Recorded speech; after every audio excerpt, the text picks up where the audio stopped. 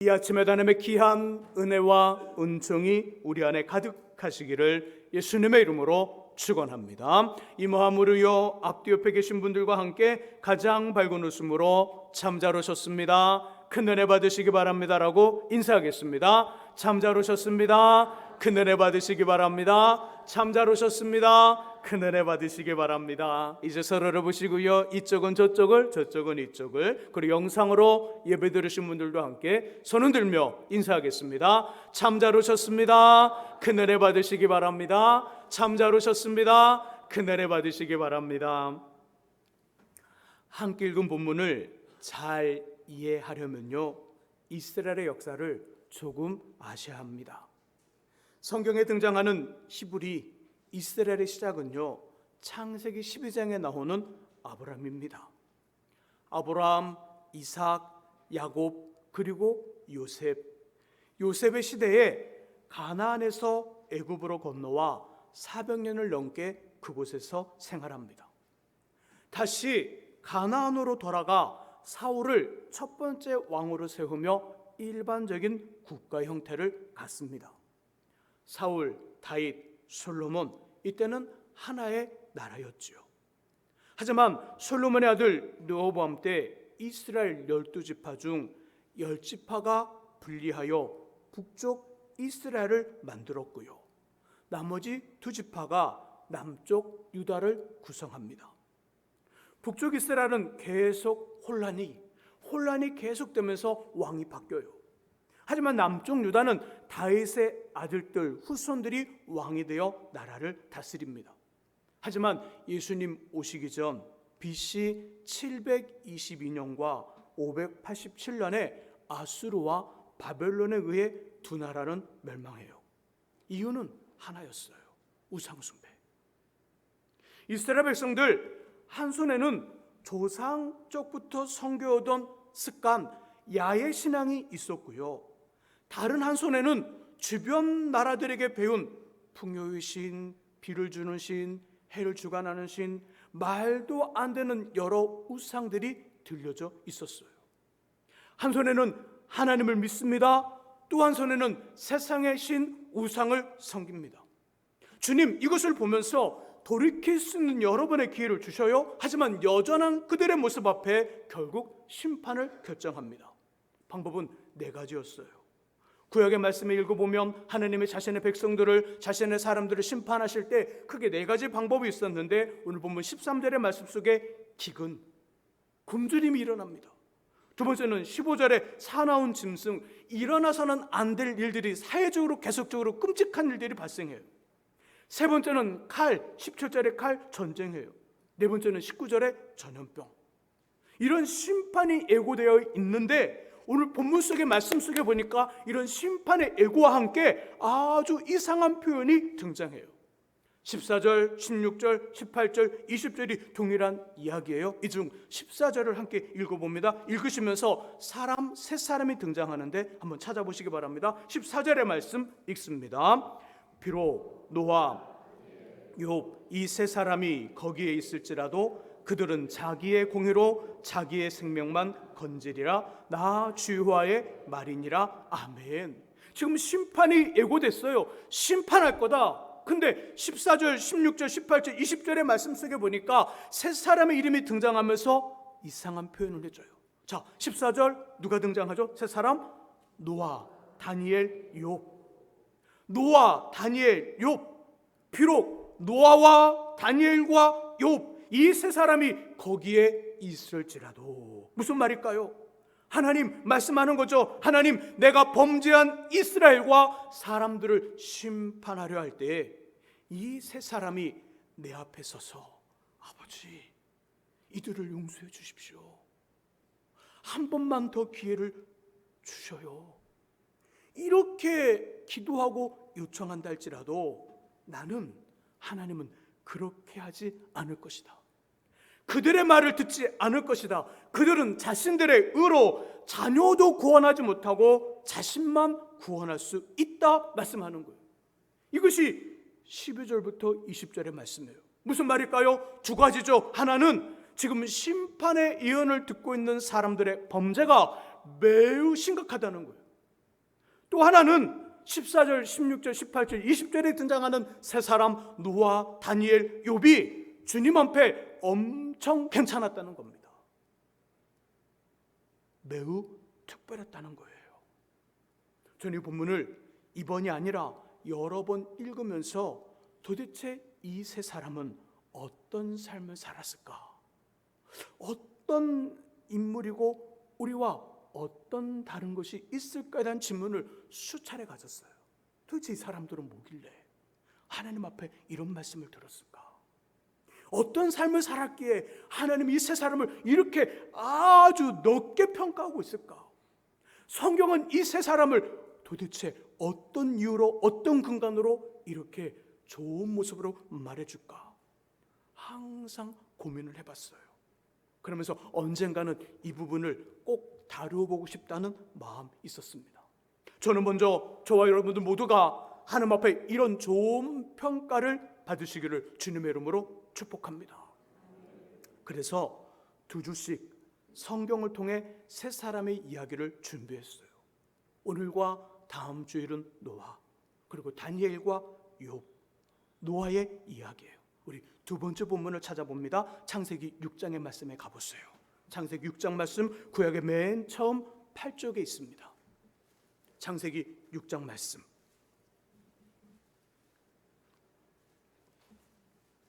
우리 6장의 말씀 13절 함께 읽어봅니다. 창세기 6장 13절 말씀 같이 읽습니다. 하나님이 노아에게 이르시되 모든 혈육 있는 자의 포악함이 땅에 가득함으로 그 끝날이 내 앞에 이르렀으니 내가 그들을 땅과 함께 멸하리라. 아멘. 자, 우리 지금 노아가 어떤 삶을 살았는가, 그가 어떤 인물인가에 대한 지금 이야기를 하고 있어요. 창세기 6장 13절의 말씀 속에 보니까 하나님 말씀하죠. 내가 세상을 짓고 세상을 만들고 모든 것들을 만든 다음 사람을 만들어 그들로 하여금 다스리고 정복하는 멋진 삶을 살게 했지만 그들의 죄가 가득하여 세상을 심판하리라. 13절이 그 말씀이에요. 그리고 노아에게 14절에서 말씀합니다. 14절에 만들 때까지만 한번 읽어보죠. 만들 때까지 읽습니다. 너는 고페르 나무로 너를 위하여 방주를 만들되. 아멘. 뭘 만들라고요? 방주. 왜죠? 방주, 배를 왜 만들어야 돼요? 왜 만들려고 하는 거예요? 홍수가 있을 예정이니까. 방주 배를 만들되 칸막이를 만들고 역청을 바르며 창과 문을 내며 상중하 3층으로 하라. 그 크기는 길이가 몇 규빗? 300규빗, 약 135m예요. 300규빗은 그냥 우리 일반적인 길이로 봤을 때 미터로 보면 약 135m예요. 폭은요? 폭 몇 규빗? 50규빗, 약 22.5m. 배의 높이는요?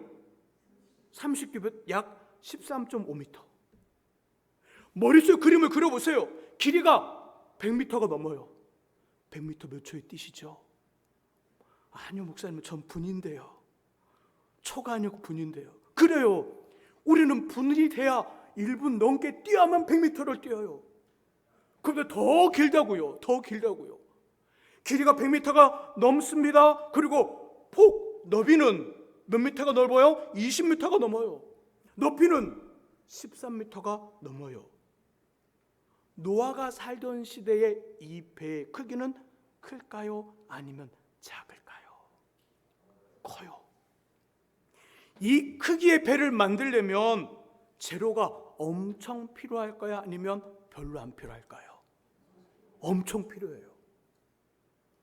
어떤 그 기계가 딱 돼 있어서 나무를 윙 잘라 기계 안에 넣으면 축축축축축축 해서 나오는 시대인가 아니면 다 손으로 해야 되는 작업인가요? 손으로 한 작업이에요. 공구는 없어요. 기껏해야 도끼 아니면 뭐가 있을까요? 톱이나 도끼 정도 있었을 것 같아요. 그러니까 이 크기에 100m가 넘는 그 크기의 배를 만들려면 엄청 시간이 요구되고 수고도 요구돼요. 배는 홍수 때문에 만들어지는데 날씨는 비가 올 기미가 있어요? 없어요? 없어요. 비가 올 기미가 없어요. 여기에 사람들은 뭐라고 말할까요? 미쳤구나. 미쳤어. 예수쟁이 미쳤어. 잘못 믿었어. 미쳤어. 그 말이에요. 이런 상황에서 노아는 어떻게 했을까요? 22절의 말씀을 같이 한번 읽어보죠. 22절 말씀 읽습니다. 노아가 그와 같이 하여 하나님이 자기에게 명하신 대로 다 준행하였더라. 아멘. 노아 어떻게 했다고요? 다 준행했대요. 다 그대로 했대요. 22절의 중간 부분에 하나님이 자기에게 명하신 대로 다 준행하였더라. 순종했다는 거예요. 순종. 노아는 순종의 사람이었어요. 비록 노아, 다니엘, 욥 이 세 사람이 내 앞에 있다 할지라도 거기 등장하는 노아의 첫 번째 삶의 모습은 순종이더라. 그러므로 그가 하나님 앞에서 우리에게 보여주는 삶의 첫 번째는 순종이에요. 순종. 이 순종을 통하여 노아는 자신과 가족들, 자신의 아내와 자신의 세 아들, 세 며느리가 코로 호흡하는 모든 것들을 물로 죽이시는 심판 앞에서 구원을 받아요. 뭘 통해서? 순종을 통하여. 노아는 이 순종을 통하여 인류를 보존합니다. 인류를 보존하며 다윗 왕과 예수 그리스도를 무사히 출생시켜요. 또 노아는 이 순종을 통하여 히브리서 11장 7절에서 그는 보이지 않는 일에 경고하심을 받아 경외함으로 방주를 만든 믿음의 선조로 인정과 존경을 받습니다.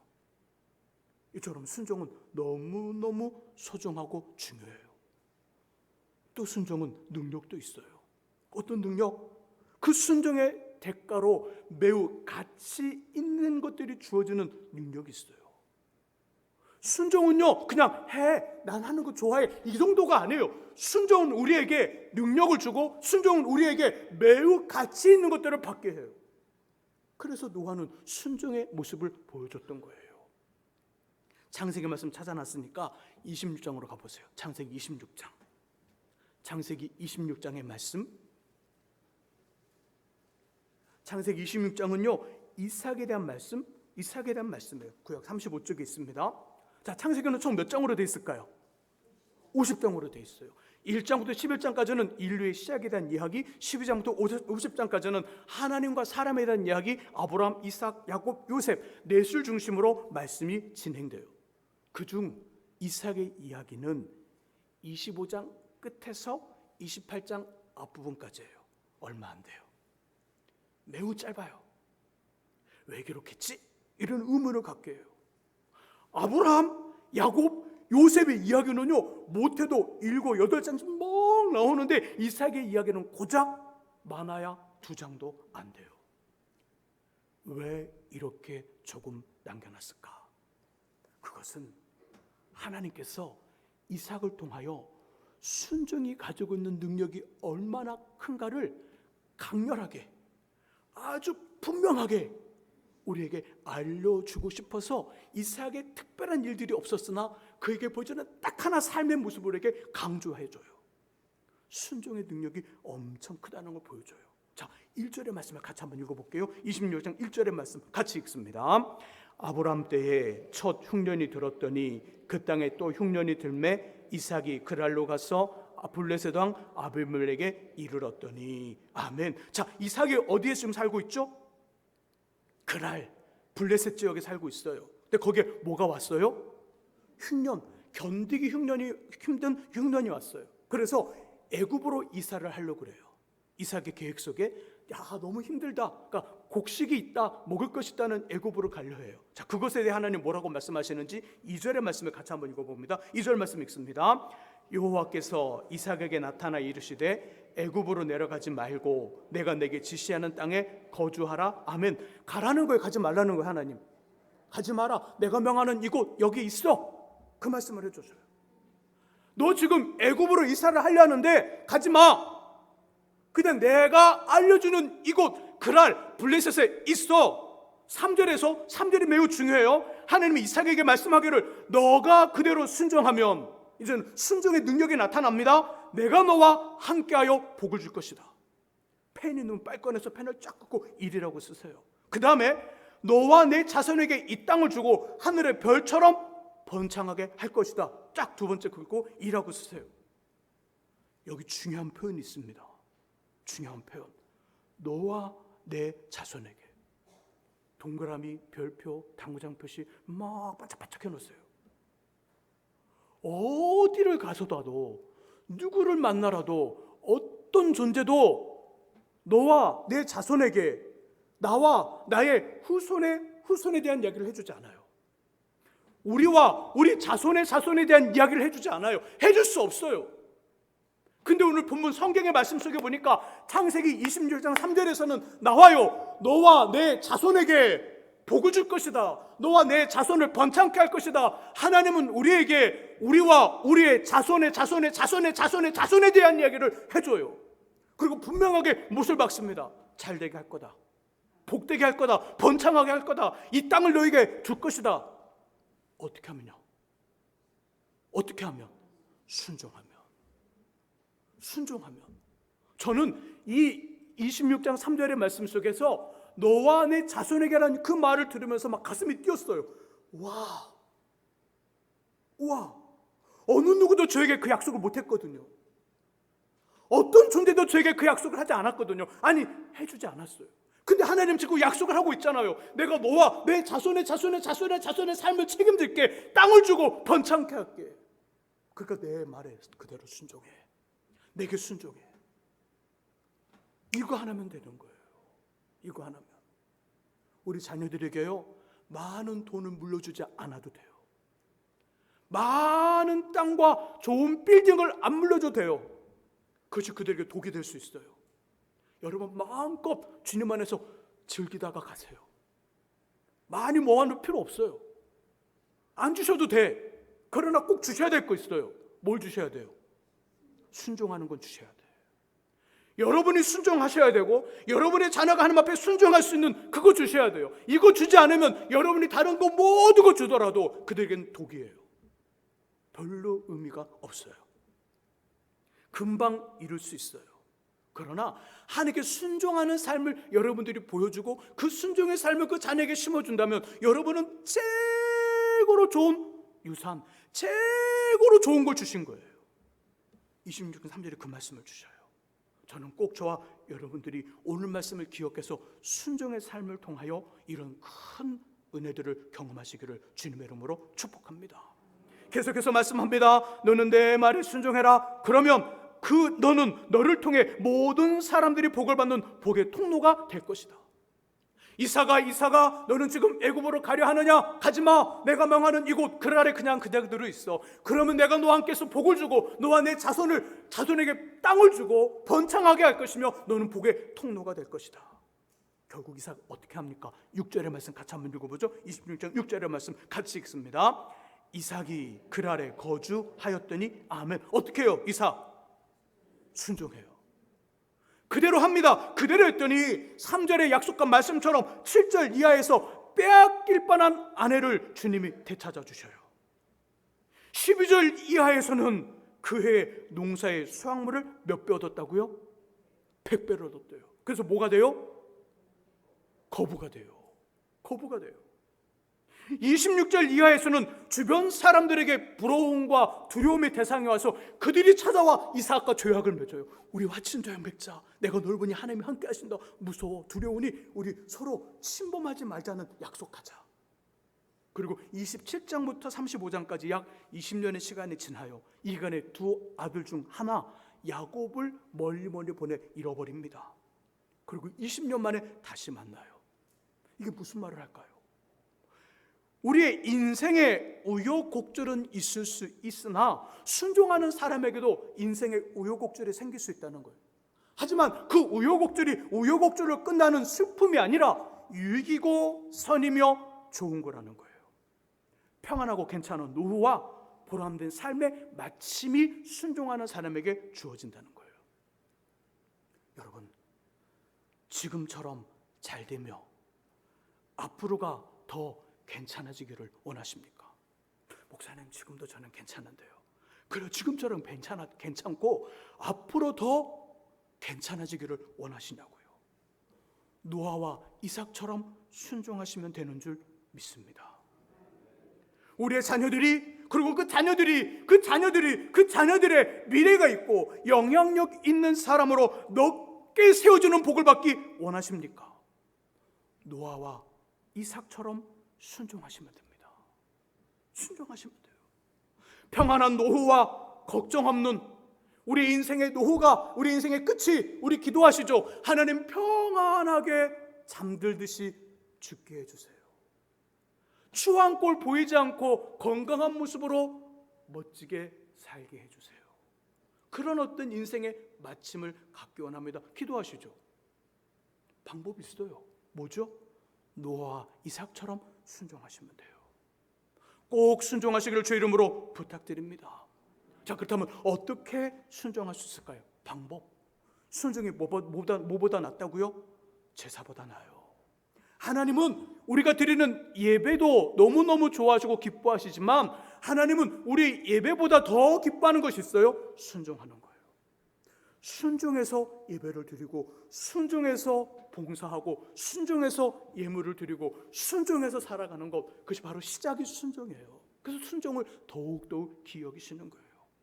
어떻게 하면 순종할 수 있을까요? 성경은 여러 곳에서 방법들을 말씀해요. 그중 하나 보지요. 디모데후서 2장 24절과 25절과 26절에 순종할 수 있는 방법이 나옵니다. 신약 345쪽에 있어요. 함께 찾아보지요.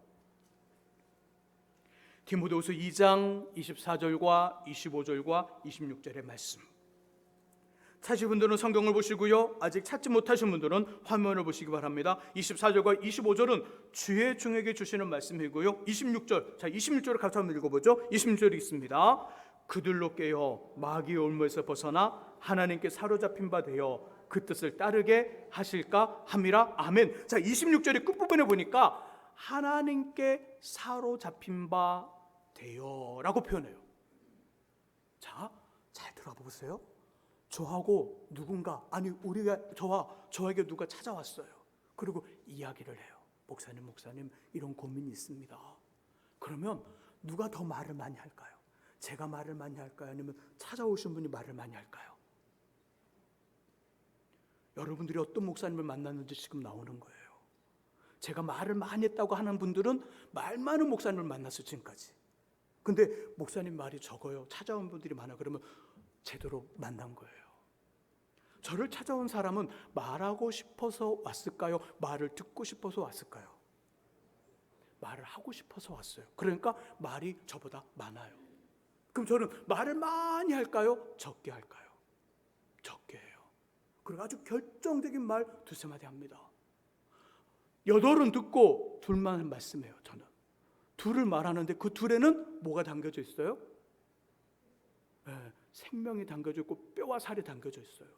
그 말은 아주 중요한 거예요. 자, 근데 말을 많이 하는 사람은 자기 말만 하다가 제가 하는 말을 잘 들어요? 못 들어요? 못 들어요. 그러니까 문제가 생기는 거예요. 답을 찾으러 왔다가 아무것도 그냥 어찌부터 가는 거예요. 못 들었어. 제가 분명히 말씀을 드렸는데. 또 어떤 사람은 이런 사람이 있어요. 막 말하다가 제가 툭 던지는 말이 그가 생각하는 거 좀 다를 수 있잖아요.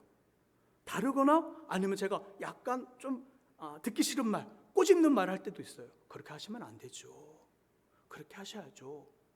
그러면 그 말이 듣기 싫으면 어떻게 해요? 보통 앞에서는 별말 안 하지만 나가면서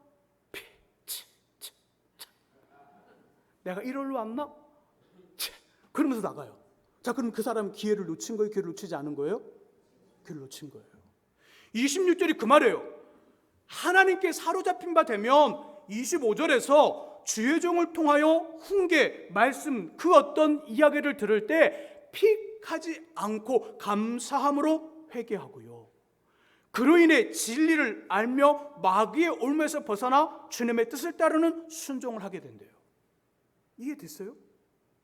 분명히 말씀을 읽고 말씀을 듣고 설교를 듣고 저 어떤 상담을 하면서 하나님의 어떤 그 이야기들이 전달될 때가 있어요. 전달됩니다. 근데 그때 픽 하고 돌아서면 아무 효과가 없어요. 감사함으로 받고 회개하고 그러면 진리를 알게 되고 하나님의 뜻을 알게 된다는 거예요. 그리고 마귀의 올무에서 벗어나 주님의 그 순종을 하게 돼요. 첫 번째 고리가 뭐예요? 첫 번째 고리가 하나님께 사로잡힌 바. 이게 첫 번째 고리예요.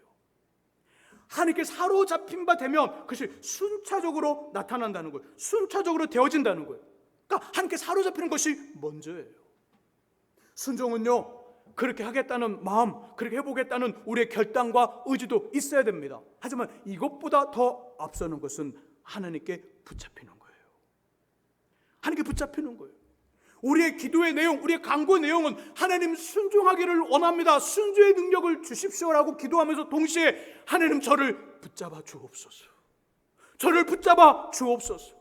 그분의 말씀, 하나님의 말씀에 푹 깊게 흡수되는 거예요. 이게 붙잡히는 거예요.